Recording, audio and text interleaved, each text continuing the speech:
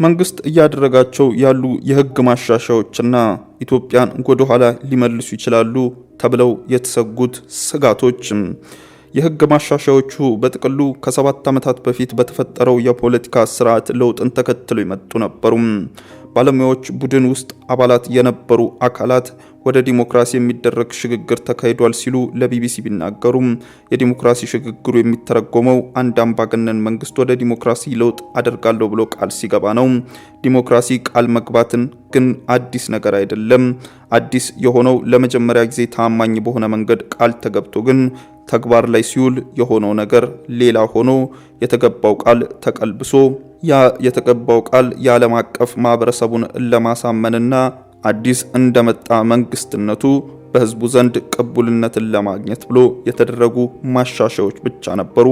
ከዛ በኋላ ነገሮች ተቀልብሰው አንድ አምባገነን መንግስት ፈላጭ ቆራጭ ሆነበት የህግ ማሻሻያ ለመንግስት ምቹ የሆነ የፖለቲካ ምህዳርን የሚፈጥር የተደላደለ የፖለቲካ መድረክን ለማመቻቸት በሚል የህግ ማሻሻያዎቹ እየተቀለበሱ ዛሬ ላይ የሚታዩት ውጤቶች እንዲፈጠሩ ምክንያት ሆኗል ሲሉ ለዚህ ዘገባ አስተያየት የሰጡ አካላት ይናገራሉ። ሰላም ጤና ይስጥልኝ ውድ ተመልካቾቻችን፣ በዛሬው የሰሞኑን ኢትዮጵያ ፕሮግራማችን መንግስት ከዚህ ቀደም ቃል የገባቸውና የፈጠራቸው የህግ ማሻሻያዎችና ዛሬ ላይ ተቀልብሰው በተለይም በማህበራዊ ሚዲያና በሚዲያ አሰራር ዘርፉ ላይ የፈጠራቸው የህግ ማሻሻያ ለውጦች ኢትዮጵያን ወደ ኋላ ይመልሳታል በሚል ስጋት ያዘጋጀነውን ዘገባ እንዲያጠናክረን ይዘልላችሁ ልንቀርብ ተሰናድተናል። ከፕሮግራሙ ጋር አቅብሬያችሁ ቆይታ የማደርገው እኔ አብዲስ አደፋር ነኝ። መልካም ቆይታ።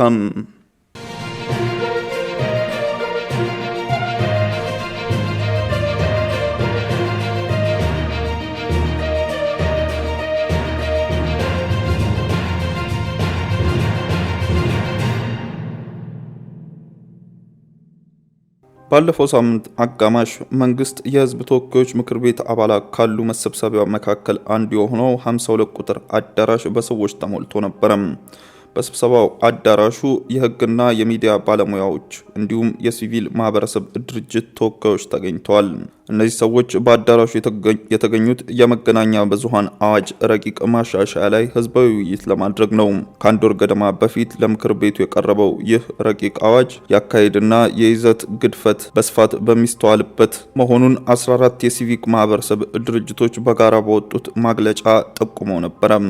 መግለጫውን ከወጡት ድርጅቶች አንዱ የሆነው የመብቶችና ዲሞክራሲ እድገት ማዕከል መግለጫው በወጣ ማግስት ህዳር 3 በሲቪል ማህበረሰብ ድርጅቶች ባለስልጣን ከስራው ታግዷል። ከካርድ መታገድ 10 ቀናት በኋላ ሌሎች መግለጫው ላይ የተሳተፉ የሲቪክ ማህበረሰብ ድርጅቶች ተመሳሳይ ታገጥሟቸዋል። ባለፈው ሳምንት ሐሙስ ህዳር 12 ቀን የታገዱት ድርጅት የህግ ባለሙያዎች ለሲቪክ መብቶችና ስብስብ ለሰብአዊ መብቶች በኢትዮጵያ ናቸው። ሁለቱ ድርጅቶች ከመታገዳቸው አንድ ቀን አስቀድሞ የህግ ባለሙያዎች ለሰብአዊ መብት ተወካዮች መገናኛ ብዙሃን አዋጅ ማሻሻያ ህዝባዊ ውይይት ላይ ተሳትፎ ነበር። ማሻሻያ ሂደቱ ባለድርሻ አካላት ያልተሳተፉበት ነው። ስለዚህም ፍላጎቱ ይዘቱና ሂደቱ ከመንግስት በኩል የመጣ እንደሆነ ያሳውቃል። ይህም ከፖለቲካዊ ምክንያት የመነጨ እንደሆነ የሚያሳይ ነው የሚል አስተያየት ሰጥቷል። የሲቪል ማህበረሰብ ድርጅቶች ህዳር መጀመሪያ ላይ በወጡት መግለጫ በስራ ላይ የሚገኙ የመገናኛ ብዙሃን አዋጅ ጥበቃ የሚሰጣቸው ነጻነቶች የሚገደብና የሚዲያ ተቆጣጣሪውን አካል በአስፈጻሚ አካል ተጽዕኖ ውስጥ የሚጥል ነው በሚል ስጋት አለን ብለው ነበረ። በረቂቅ ማሻሻያው ላይ ለውጥ የተደረገባቸው የመገናኛ ብዙሃን ባለስልጣን ቦርድ አባላት የሚመለመሉበትና የሚሾሙበት ሂደት አንዱ ነው። ከዚህ በተጨማሪም ለቦርዱ ተሰጥተው የነበሩ ኃላፊነቶች ወደ መገናኛ ብዙሃን ባለስልጣን እንዲተላለፉም ተደርጓል። ይህ የመገናኛ ብዙሃን አዋጅ ማሻሻያ እንዲሁም የሲቪል ማህበረሰብ ድርጅቶች ላይ የተጣለው እግድ ወትሮንም አስቸጋሪ በነበረው የዲሞክራሲና የሲቪል ምህዳር ላይ አሉታዊ ተጽዕኖ እንደሚያሳድር ቢቢሲ ያነጋገራቸው የህግ ባለሙያዎች ይገልጻሉ። ጠቅላይ ሚኒስትር አብይ አህመድ መንግስት ባለፉት 6 ዓመታት በተደጋጋሚ በበጎ ከሚጠቅሳቸው ጉዳዮች መካከል የሲቪል ማህበረሰብ ድርጅቶች የመገናኛ ብዙሃንና ዲሞክራሲ ተቋማት ላይ ያደረጋቸውን የህግ ማሻሻያዎችን ነው። ከቅርብ ጊዜ ወዲህ እየወጡ ያሉ ህጎችና እየተስተዋሉ ያሉ ክስተቶች ግን በአንድ ወቅት መንግስት እንደ መልካም ስኬት ሲገልጻቸው የነበሩ ማሻሻያዎችን ወደ ኋላ የሚቀለብስ ነው ይላሉ።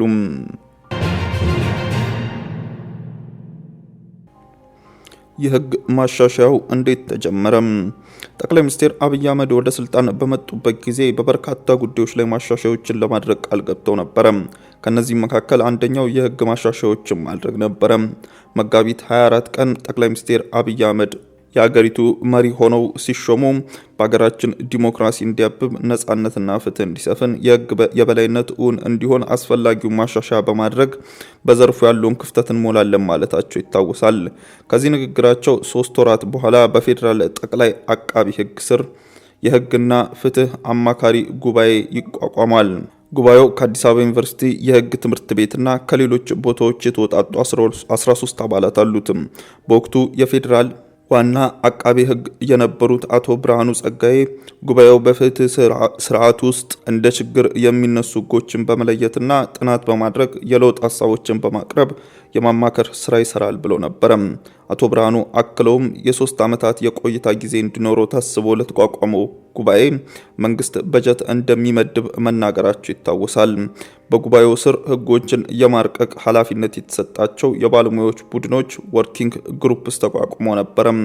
ቢቢሲ እነዚህ የባለሙያዎች ቡድን ውስጥ ተሳታፊ የነበሩት 4 ግለሰቦችን አነጋግሯል። ባለሙያዎቹ የህግ ማሻሻያዎችን ሂደት፣ ትኩረትና በኋላም ላይ ያስከተሉትን ውጤት በተመለከተ በዝርዝር ለቢቢሲ ተናግረዋል። ከነዚህ ባለሙያዎች መካከል አንዱ የሆነው አቶ ቶልቻ የህግ ማሻሻያዎቹን በዋናነት ያተኮሩት ጨቋኝ ናቸው፣ የሲቪክ ምህዳሩን አጥብቦታል የተባሉ ህጎች ላይ እንደነበረ ያስታውሳሉ።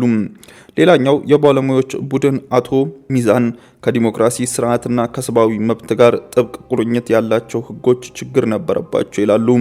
ከተለያዩ የዩኒቨርሲቲዎች እና ሌሎች ተቋማት የተወጣጡ የህግ ምሁራን እነዚህን ህጎች አጥንቶና ገምግሞ መለወጥ የሚገባቸው ከሆኑ እንዲለወጡ ሀሳብ ማቅረብና በዚያ አግባብ አዳዲስ ህጎችን ማዘጋጀት ኃላፊነት ነበረበት። አቶ ሚዛን አስቀድመው የዲሞክራሲ ሂደቱ በጣም ጎድቶታል የተባሉ የምርጫ፣ የጸረ ሽብር፣ የሚዲያና የሲቪል ማህበራትን የሚመለከቱ ህጎችን በቅድሚያ እንደተሻሻሉ ለቢቢሲ ተናግረዋል። እውነተኛ ሽግግር ወይስ ቅቡልነትን መሻት? የህግ ማሻሻያዎቹ በጥቅሉ ከ7 ዓመታት በፊት በተፈጠረው የፖለቲካ ስርዓት ለውጥን ተከትሎ የመጡ ነበሩ። የባለሙያዎቹ ቡድን ውስጥ አባል የነበሩት አቶ ሰይፉ ወደ ዲሞክራሲ የሚደረግ ሽግግር ተካሂዷል ሲሉ ለቢቢሲ ተናግረዋል። ዲሞክራሲያዊ ሽግግር የሚተረጎመው አንድ አምባገነን መንግስት ወደ ዲሞክራሲ ለውጥ አደርጋለሁ ብሎ ቃል ሲገባ ነው ይላሉ። ዲሞክራሲን ቃል መግባት አዲስ ነገር አይደለም የሚሉት አቶ ሰይፉ አዲስ የሆነው ለመጀመሪያ ጊዜ ተአማኒ በሆነ መንገድ ነው። ቃል የገባው መንግስት ቃል ሲገባ መታመኑ ሽግግር አለ የሚለውን ትርጉም እንዲያሟላ ያደርጓል ሲሉ ያስረዳሉ። መንግስት ሽግግር እያደረገ መሆኑን መታመኑን ከዓለም አቀፍ ማህበረሰብ ቅቡልነትና ድጋፍ እንዲያገኝም አድርጎታል። የዓለም አቀፍ ማህበረሰቡን ድጋፍ ያገኙት ዲሞክራታይዝ እናደርጋለን ብለው ቃል መግባታቸውም ነው ብለው አቶ ሰይፉ ያስረዳሉ። አቶ ሰይፉ አክለውም የዓለም አቀፍ ማህበረሰቡ ወደ ዲሞክራሲ ለውጥ እያደረጉ ነው ብሎ እንዲያምናቸው ምክንያት የሆነ ደግሞ የህግና የፍትህ አማካሪ ጉባኤ መቋቋምን ጨምሮ የኢትዮጵያ ሊቅ እነሱን መደገፉ ነው ሲሉ ያስረዳሉ። የህግና ፍትህ አማካሪ ጉባኤው ከተሰጠው ስልጣንና ኃላፊነት ላይ በመንግስት እይታ ገዢው ፓርቲ ዲሞክራሲያዊ ሽግግር እያካሄደ ነው የሚለውን አስተሳሰብ ማስተጋባቱ ነበረም ይላሉ። በጊዜው ለውጥ የሚለው ቃል የብዙሃን የመንግስት ባለስልጣናት ንግግር ማሟሻ ነበረ። የትግራይ ጦርነት ከመጀመሩ በፊት ጠቅላይ ሚኒስትር አብይ በፓርላማና በሌሎች መድረኮች የሚያደርጓቸው ንግግሮች ለውጥ በተለይ ደግሞ ስለ ህግ ማሻሻያ በተደጋጋሚ ያነሱ ነበረ። ጠቅላይ ሚኒስትሩና ባለስልጣኖቻቸው ማሻሻያ፣ ለውጥና ሽግግር የሚሉ ቃላት ሲናገሩ ቢደመጡም በሂደቱ ላይ የተሳተፉ ባለሙያዎች ግን የህግ ማሻሻያ የማድረግ ሀሳቡ ላይ እውነተኛ የሆነ ቁርጠኝነት አልነበረም ይላሉ። አቶ ቶልቻ በጊዜው የነበረውን ሁኔታ መጀመሪያ ማሻሻያ ማድረግ የተፈለገው ቅቡልነት ለመገንባት ነበረ። ያንን ለማድረግ የተለያየ የማህበረሰብ ክፍሎች ድጋፍ ያስፈልግ ነበረ። ተራማጅ መሆኑን መንግስት ለማረጋገጥ ዓለም አቀፍ ማህበረሰብን ለማሳየት ነበረበት ሲሉም ይገልጹታል። ሌላኛው ማሻሻያዎቹ ላይ የተሳተፉ የህግ ባለሙያ ሀሊማ በበኩላቸው የመጀመሪያው ዓመት ላይ የተደረጉት እንቅስቃሴዎች ከሀገር ውስጥና ከዓለም አቀፍ ማህበረሰብ ታማኝነትን ለመግዛትና ቅቡልነትን ለማግኘት የተደረጉ ነበር ይላሉ። ቢቢሲ ያነጋገራቸው እነዚህ 4 ባለሙያዎች ለዚህ አስተያየት ማሳያ የሚሆኑ አስረጆችንም ያቀርባሉ። አቶ ሰይፉ ከመጀመሪያዎቹ ተስፋ አስቆራጭ ሁኔታዎች ውስጥ አንዱ መንግስት የአብዛኛዎቹን ማሻሻያ ውጥኖች ይዘት ስኬት ወይንም ውድቀት ግድ የሚለው አልነበረም ይላሉ። በቃላት ቁርጠኝነት ቢኖርም መንግስት የመደበኛ ማሻሻያው ስራዎችን ለማከናወን በጀት መድቦ አያውቅም ሲሉም ያክላሉ። ሀሊማ በአጠቃላይ ሀሳቡ ከመንግስት እንደመጣ ከዚያ ደግሞ በእያንዳንዱ ዋና ጉዳይ ላይ ፖለቲካዊ ውሳኔ ይሰጣሉ ይላሉ። ሀሊማ አክሎም እነዚህ ውሳኔዎች በጊዜው ምክትል አቃቢ ህግ በነበሩት ዶክተር ጌዲዮን ጢሞቴዎስ በኩል ወደ ባለሙያዎቹ ቡድን ይተላለፍ እንደነበረም ይገልጻሉ። ከዚህ በተጨማሪም ከመንግስት አካላት ተቃውሞ ይመጡ እንደነበረ ባለሙያዎቹ ያስታውሳሉ። አቶ ቶልቻ የሲቪል ማህበራት አዋጅ ላይ ያጋጠመውን ተቃውሞ በማስረጃነት ያነሳሉ። ረቂቅ ህጉ ከተዘጋጀ በኋላ በአዋጅ ስልጣናችን ተገደበ ሲልም የሲቪል ማህበረሰብ ድርጅቶች በቦርድ ውስጥ እንዲካተቱ ተደረገ። ለምን ድርጅት ለመሰረዝ ፍቃድ ተከለከለን በሚል ተቃውሞ ከሲቪል ማህበረሰብ ድርጅቶች ባለስልጣን መቅረቡን ያስታውሳሉ። ውጥኑ ከመንግስት መምጣቱን የሚያስታውሱት አቶ ሚዛን የመንግስት የወቅቱ አቋም ቢቀየርም ይህ ተቋም ስራውን በዚያው በጀመረበት ግለት እና ትኩረት ሊቀጥል ይችላል የሚል ጥርጣሬ አስቀድሞ ነበር ይላሉ። አቶ ሚዛን ስራው ተጀምሮ 1 ዓመት ተኩል እንዳለፈ የተጀመሩ ስራዎች እንኳን መግፋት አልተቻለም ሲሉም ያክላሉ። መንግስት አሁን የህልውና ጥያቄ መጥቶብኛል ብሎ ትኩረቱን ሲቀይር ስብሰባዎችን፣ ሌሎችን የሚያደርጋቸውን ድጋፎች ሙሉ በሙሉ ሲያቆም እንደ በፊቱ አብሮ መስራት ሳይችል ቀረ። በዚህም መከፋፈል ተፈጠረ ይላሉ። ኢትዮጵያ ወደ ኋላ እየተመለሰች ይሆን ሲል ይህ የቢቢሲ ዘገባ እንዲህ ይቋጫል። ባለሙያዎች እንደሚሉት መንግስት ወትሮንም በልበ ሙሉነት ያልገባበት የህግ ማሻሻያ ሂደት አሁን እየተቀለበሰ ይመስላል። በአንድ ወቅት መንግስት ኃላፊዎች እንደ ትልቅ ስኬት ይታይ የነበረውን የመገናኛ ብዙሃን አዋጅ ማሻሻያ ለዚህ ማሳያ ነው። በማሻሻያው መሰረት የፖለቲካ ፓርቲ አባላት ወይም ተቀጣሪዎች የመገናኛ ብዙሃን ባለስልጣን የቦርድ አባል እንዳይሆኑ የሚከለክለው አዋጅ ድንጋጌ ተሰርዟል። አቶ ሚዛን አዋጁን በማርቀቅ ሂደት ውስጥ ይህ የአዋጅ ድንጋጌ ጥያቄ ማንሳቱን ያስታውሳሉ። የገዢው ፓርቲ ትልልቅ ባለስልጣናት የፖለቲካ ፓርቲ አባላት ቦርድ ውስጥ እንዳይካተቱ የሚል መስፈርት መቀመጡ ምቾት የነሳቸው ሰዎች ሀሳባቸውን ገልጾ ነበር ይላሉ። ጥርጣሬው ነበረ፣ መጨረሻ ላይ ይጸድቃል የሚል እምነት አልነበረንም የሚሉ አቶ ሚዛን ሲጸድቅ ግን ተማምነዋል ማለት ነው አልን ሲሉ ለቢቢሲ ተናግረዋል። አቶ ሚዛን በጊዜው ተቃውሟቸውን ሲያሰሙ መንግስት አጣብቂኝ ውስጥ በገባበትና ሚዲያው በሙሉ መንግስትን ተጠያቂ እያደረገ ባለበት በዚህ ጊዜ መንግስት በማይቆጣጠራቸው አካላት የቦርድ አባላት አድርጎ እንዴት ይሾማል ብላችሁ ታምናላችሁ የሚል ምላሽ እንደተሰጣቸው ለቢቢሲ ተናግረዋል። እነዚህ ክስተቶች ለዲሞክራሲና ለሲቪክ ምህዳሩን ያጠቡታል የሚል ስጋትም ተፈጥሯል። አቶ ሰይፉ በኢትዮጵያ ወደ ዲሞክራታይዜሽን በሚደረገው ሽግግር ያበቃለት እንደ አውሮፓውያን አቆጣጠር በ2020 አጋማሽ ነው ይላሉ። የህግ ባለሙያው አክለውም የትግራይ ጦርነት በተጀመረበት ሰዓት ስለ ዲሞክራታይዜሽን ማውራት ቀልድ ነው፣ ዲሞክራታይዜሽን ኢትዮጵያ ውስጥ ሊኖር ይችላል የሚያስብልም እንደ አመክንዮም ንድፈ ሀሳብና ተግባራዊ መሰረትም አልነበረም ሲል ለቢቢሲ ተናግረዋል።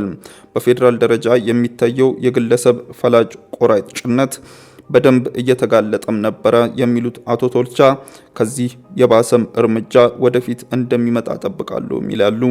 አቶ ሰይፉና አቶ ሀሊማ ባለፉት ጥቂት ዓመታት የተስተዋሉት ክስተቶችና የፈላጭ ቆራጭነት መግለጫዎች እንደሆኑም ይስማማሉ።